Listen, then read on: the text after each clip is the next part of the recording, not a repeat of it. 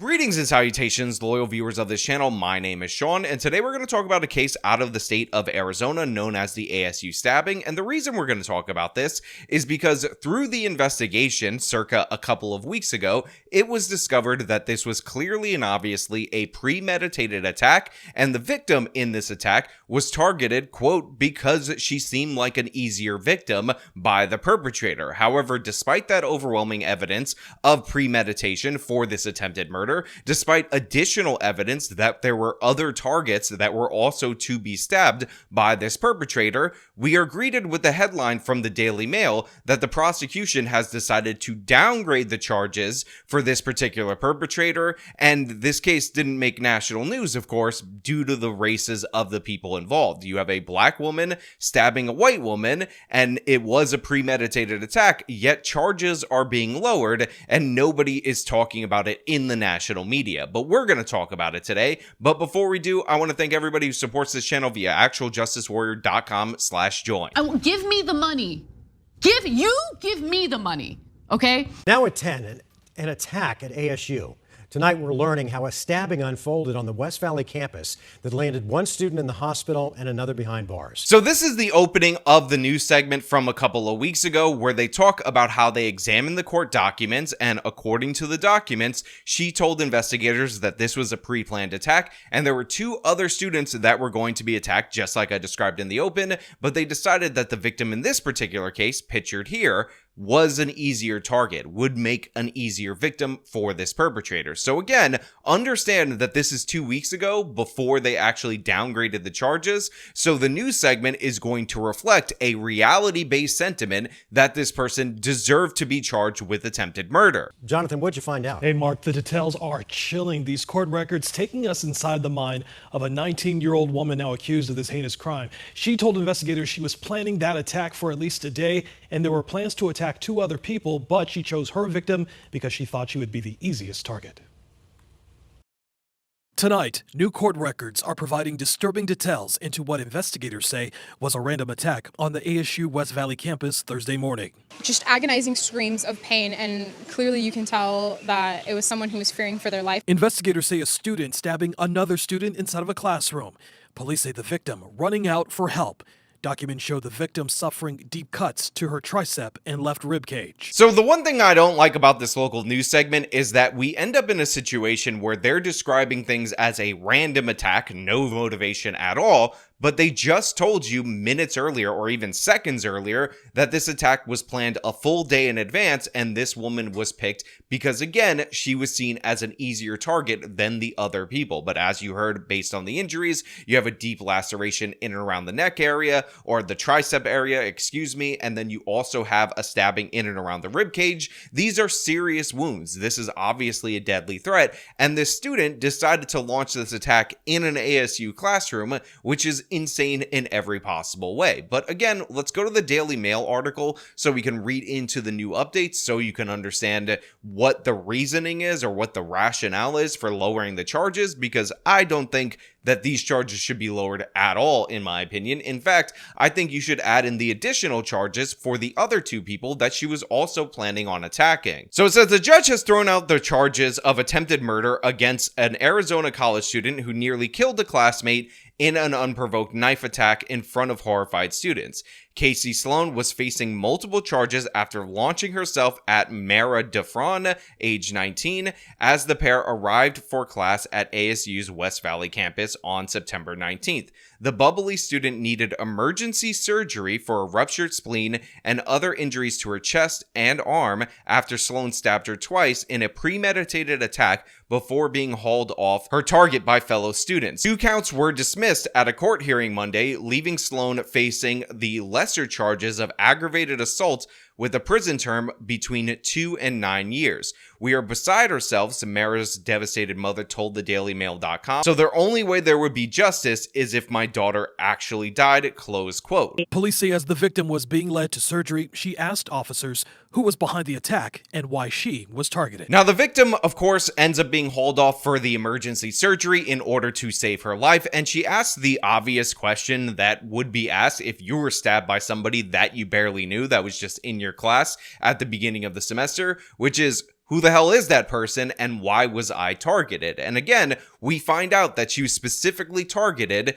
because the attacker in this instance believed that she was an easier victim than the other two people that she wanted to go after in this attack she planned a full day in advance. But a judge has decided, you know what, I don't care, I'm going to toss this out, even though, again, the attempted murder counts were the first counts that were brought forward. This was a serious attack. This shakes the core of the ASU campus, but for some reason, Sloan gets to get away with this, even though she massively outsizes the victim in this particular instance, and again, nearly killed her and intended to kill her. Attempted murder in the first degree, that's a Class 1 felony.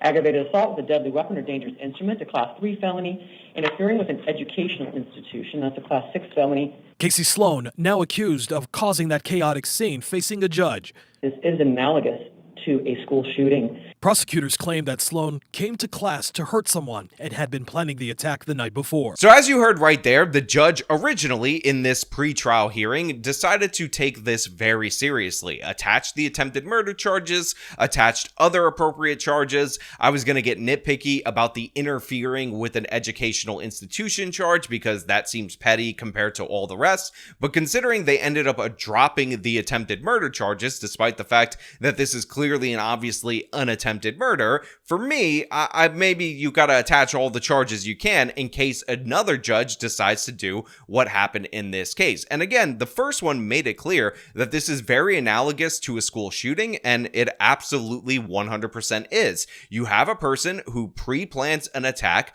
targets a vulnerable victim, decides to spring it out of nowhere. The attack victim has no idea why the attacker is doing this, and this is very common in what we see in school shootings. However, it seems like one of the things that impacted the decision to remove the charges is that the perpetrator in this attack described low self-esteem as one of the problems that she's dealing with. And no, I'm not kidding about that. That's in the Daily Mail article as maybe one of the reasons why the judge decided to go soft on her. Prosecutors say she described what she was about to do in a letter to her family and that she struggled with self-worth issues. Prosecutors also claimed that she considered attacking two people, including a veteran, but decided on her victim because, quote, she was an easier target, and that she knew the victim's first name, but nothing else.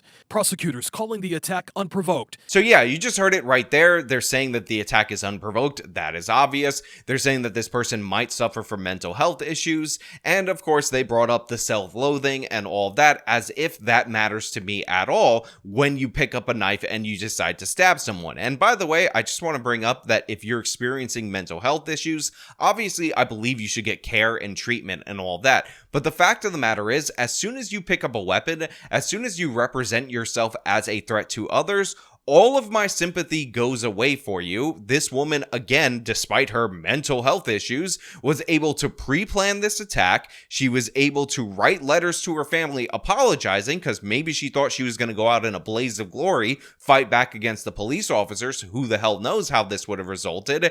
And the idea that now we decided we're going to be merciful to her because mental health and self-loathing, and what a sad sack sorry life that this girl actually had when she stabbed up a classmate, somebody who's going to be traumatized for life, somebody who nearly died, is absurd. And what's even more absurd is that in this particular case, if we're talking about a first-time offender and you end up downgrading the charges, you're likely going to end up with a plea bargain, and the maximum sentence for the charges that she's facing now are about 2 to 9 years. So if you plead to the lesser charges, which are disturbing a public education facility or whatever, there is a chance that based on the first-time offense, that this girl will be dumped out on the streets relatively soon, if not as soon as the plea deal goes through. So we might be looking at a situation where there's no jail time for a random act of violence. And again, Zebra challenged this situation, flip the races, and ask yourself if this would be a national news story if immediately you got a downgrade in charges had the perpetrator been white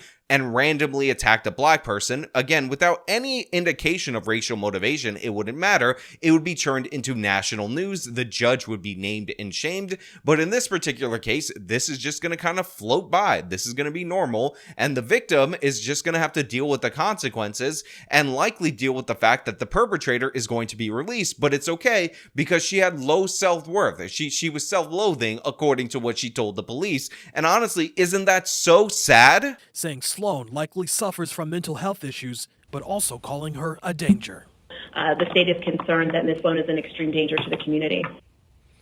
Sloan tonight being held at the Maricopa County Jail on a $250,000 cash-only bond. Again, just think about that initial hearing. They tag the attempted murder charges. The judge refers to this person as similar to a school shooter. They say that she is a definite danger to society. They end up putting up a $250,000 cash bond, meaning you have to put up the full amount in order to get this person out of jail pre-trial. And then suddenly, 2 weeks later, the charges are reduced. Suddenly, 2 weeks later, we're talking about her self-loathing. We're talking about how sad her life is. And honestly, doesn't she kind of need a break? She just stabbed up a white girl in her classroom. Does that really matter? Have you thought about the current political climate? Isn't it kind of evil, white, and racist for you to want the perpetrator of this stabbing to be locked up if this perpetrator is a self-loathing black woman? Now, I know a lot of people out there in the left-wing media are going to say that the real perpetrator of this particular crime is poverty, and what we need to do is go out and arrest poverty.